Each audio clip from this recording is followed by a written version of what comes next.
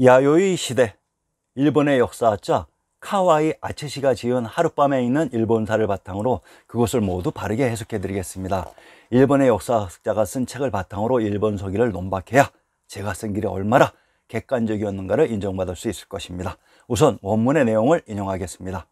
야요이 시대, 일본인은 문자가 없었기 때문에 야요이인의 생활을 전해주는 일본의 기록은 존재하지 않는다. 그러나 다행히 이웃나라 중국에서는 벌써 역사책을 편찬하고 있었고 그곳에 야요이 시대의 일본 모습이 기록되어 있다.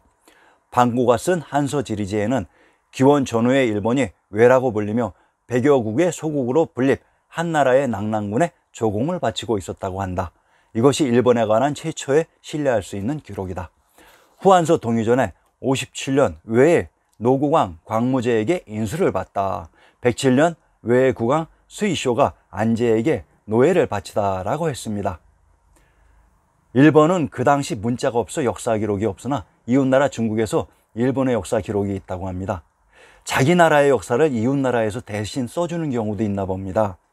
일본 서기의 첫 시작이 상식을 벗어난 넌센스로 현재의 중국은 이웃나라라고 할 정도로 가까이 위치되어 있지 않습니다. 도대체 중원의 어느 지역의 역사를 조작해서 야요이 시대로 조작 포장해서 자기들의 역사로 둔갑시켰는지 밝혀봅시다. 한나라 낙랑군 역사 속 외의 정체를 밝혀봅시다. 한나라. 한고조 유방은 한중인 한양을 기반으로 초긴 팽성의 서초평양 항우를 무너뜨리고 천하를 통일해서 국명이 한나라가 되었던 것으로 역사 조작으로 인하여 한이 들어간 글자는 현재의 중국으로 인식하고 있지만 한양의 고유 명칭이 한으로, 그래서 현재에도 한양을 한석이라고 표시하는 것입니다. 제발 편협된 오해가 없기를 바랍니다. 역사 조작으로 인해 유방의 한나라가 초기에 있었던 것인 조작했지만 유방의 한나라는 한양을 기반으로 했고 서초평양 항우의 수도 팽성이 오히려 초기에 있었던 것입니다. 유방이 항우로부터 봉지로 받은 한양의 군명을 먼저 살펴봅시다. 한성의 군명이 남경이라고 합니다. 제가 처음 신증 동국 여지 승남을 보았을 때 이것을 보고 잠시 모든 생각이 멈춘 적이 있습니다. 여기서 남경이란 경도인 서울의 남부지역이 남경이 됩니다. 현재 조작된 중국 상해 자축의 남경은 생각도 하지 마세요. 가장 문제시되는 군명이 바로 남평양입니다. 평양의 남부지역이 한양이라고 합니다. 여러분들은 놀라시겠지만 저는 신증 동국 여지 승남으로 한양이 평양의 남부라는 것을 얼마든지 입증할 수 있습니다. 천천히 밝혀드리겠습니다. 자, 그러면 항우의 수도인 팽성이 초기에 있었다는 것을 먼저 밝히고 한나라로 들어가 봅시다. 평안도 안주의 군명을 인용해 봅시다. 평안도 안주의 군명 팽원에 있는 성이 팽성입니다. 평안도 안주의 성 안에 천황님이 계셨던 천황사가 있었던 곳입니다. 천황님이 계셨던 곳이 파촉입니다. 항우가 있었던 곳이 신시계천의 무대 경도인 서울의 파촉이었습니다. 한고조 유방의 고향 풍패는 주나라의 태빈, 빈주 혹은 빈국이다. 명조선 태조 이성계의 본관 전주이기도 합니다. 전주는 완주이기도 하다. 왜 완주인지 궁금했는데 빈을 옥편에서 찾아보니 발음이 번이 되고 발음이 반이 된다. 훈민정음의 밝은 반번을 한자 발음 빈으로 고정해 놓아서 우리가 알아볼 수 없게 해놓은 것이었습니다. 반이 그 안에 비읍이 순경음 비읍이 되었다가 이응으로 바뀌면 오로 발음이 되어서 완으로 발전하게 됩니다.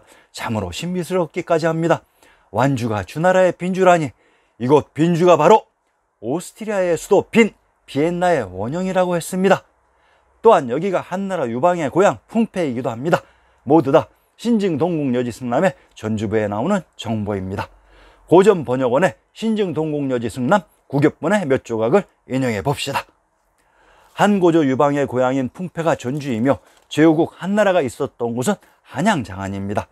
이곳 한양을 기반으로 경도인 서울의 항우를 제압해서 건국한 나라가 한나라가 되는 것은 조대명의 기본 원칙입니다. 그러면 한고조 유방이 서초평양 항우를 무너뜨리고 황제국 한나라의 수도로 삼았던 곳은 어디였을까요? 이를 밝혀드립니다. 서경작기는 중국의 소한시대의 수도였던 북경 화성을 그 배경으로 하고 있습니다.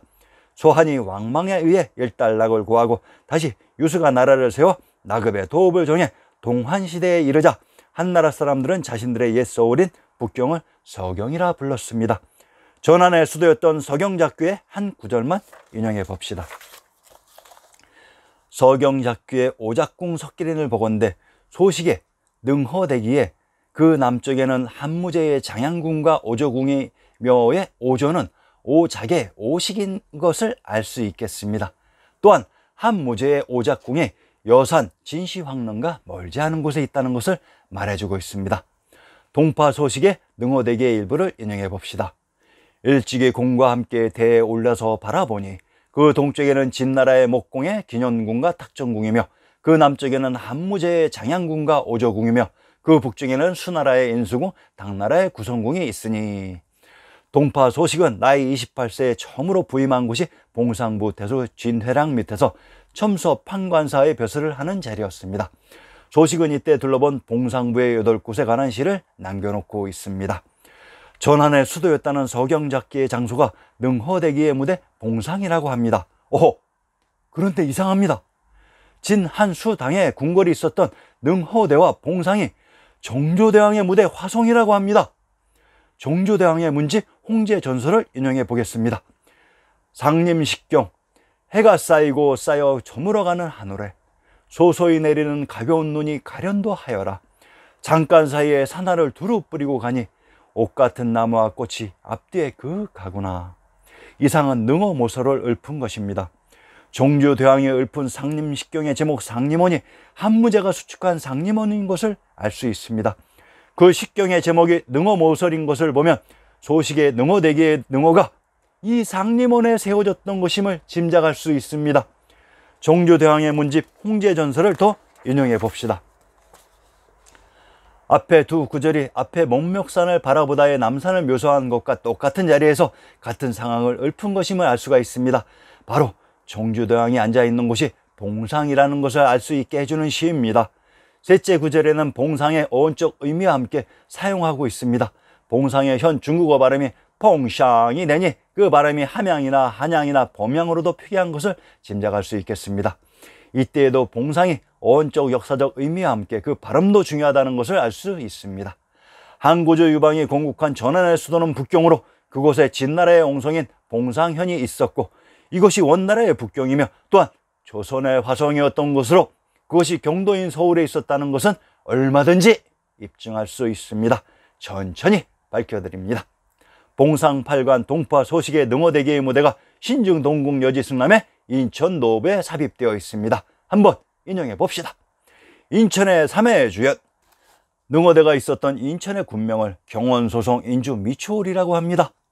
함경도, 경원, 충청도, 아산, 평안도, 함정은 경원, 인주, 아산의 군명이 중복되는 동일한 지명으로 인천의 군명 경원은 공주인 노나라의 곡부로 이곳의 정체를 밝혀봅시다.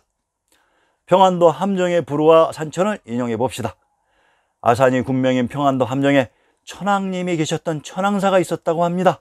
천황님이 계셨던 곳은 탕구루의 터인 탕구트로 그것은 역사 속의 경주라고 했습니다. 낙랑굿, 일본 서기의 원문의 내용 중에 방구가 쓴 한서지리지에는 기원 전후의 일본이 왜라고 불리며 백여국의 소국으로 분립, 한나라의 낙랑군에 조공을 바치고 있었다고 합니다. 이것이 일본에 관한 최초의 신뢰할 수 있는 기록이다라고 했습니다. 조공이란 조선이 중국에 바치는 곡물로 현재 조작을 했는데 현재 일본이 중국에 바치는 곡물이라면 조공이라는 용어를 사용할 수가 없습니다. 왜냐하면 조공의 조자가 조선의 조자이기 때문입니다. 함경도 경원은 경주가 동일한 지명을 다르게 표시하는 방식으로 한나라의 오작궁이 있었던 능어대가 인천 경원에 있었다고 했습니다. 신증 동궁 여지 승남에서는 낙랑이 평양에 있었다고 조작했습니다.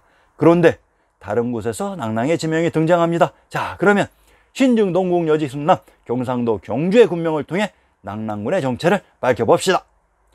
경상도 경주가 바로 낙랑이었던 것으로 함경도 경원과 경주는 동일한 지역이었습니다. 자, 한무제 유철의 공실이 있었던 곳이 북경 화성에 능어대가 있었던 인천 경원으로 이곳에 또한 낙랑의 경주가 있었습니다. 역사 속 천황님이 계셨던 경주는 경도인 서울에 있었다고 했습니다. 그곳에 진한수당의 궁궐이 있었다고 합니다. 정말로 놀랍습니다. 전부 밝혀드리겠습니다. 일본 서기 본문의 내용 중에 후한소 동의전에 57년 외에 노국왕 광무제에게 인수를 받다. 107년 외에 국왕 수의쇼가 안제에게 노예를 바치다 라고 했습니다. 여기에 등장하는 외 노국왕의 정체를 밝혀봅시다. 아무리 그래도 그렇지 노비할 때의 노자를 국명으로 사용하는 경우는 없습니다. 일본은 자신들 나라의 국왕을 노비의 노자를 사용하나 봅니다.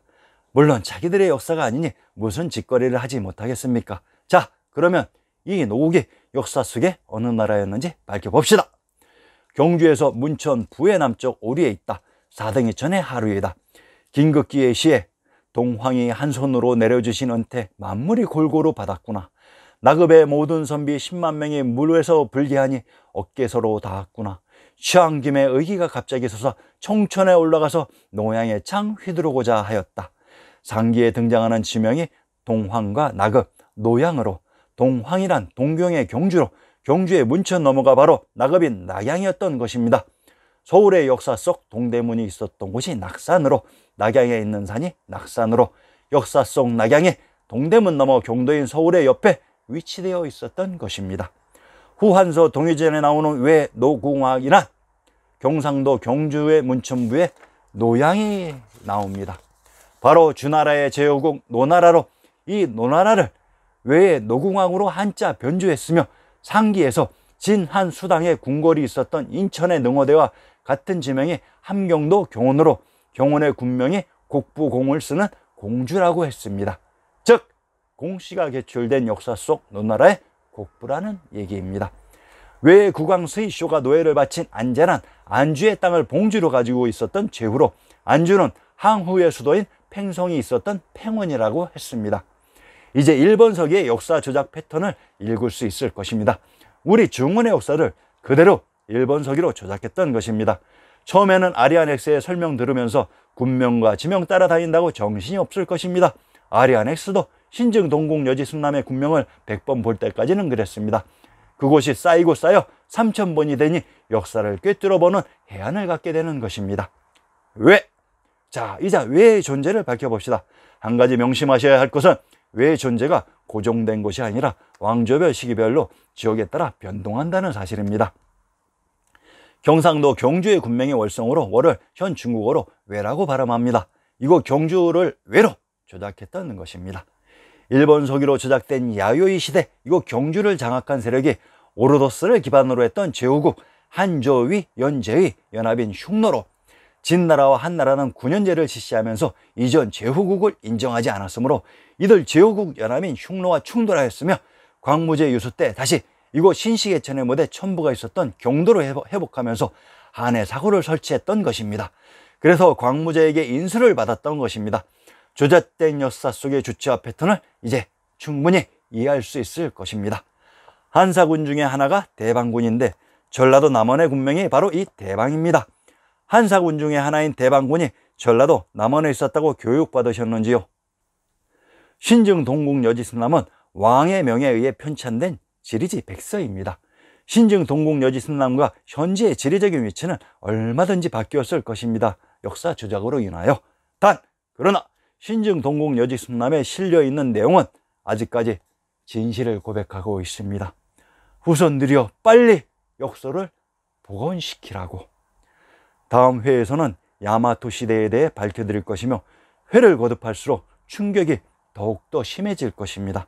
많은 관심과 구독 부탁드립니다. 감사합니다.